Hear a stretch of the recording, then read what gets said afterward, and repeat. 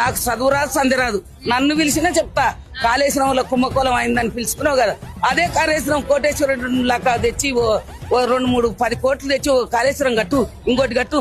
ఇప్పుడు అంటే ఇక్కడ కరీంనగర్ దిక్కు కట్టిండు కదా, మన నగర్ కర్నూలు జిల్లా మహబూబ్నగర్ జిల్లా అంటే కరువుగంటి జిల్లా, అక్కడ డ్యామ్ కట్టు, కొన్ని కోట్లు తెచ్చి కడతాడు. ఎందుకు కట్టాడు? ఆ చెప్పులు ఎత్తుకపోతారు అంటున్నాడు ముఖ్యమంత్రి. పోయి ఇంటి ముందర కూర్చుంటే ఏమన్నా అడుగుతారేమని భయపడుతున్నాడు అంటున్నాడు. ఈయన చూస్తే ఎవడన్నా 10 రూపాయలు అప్పిస్తాడా? ఇస్తాడా? అప్పిచ్చే పరిస్థితులు లేదు. అరే అప్పు చేస్తాడమ్మా, 10 మంది పిల్లలు ఉంటారు, ఉపవాసం ఎట్లుంచుతాడు?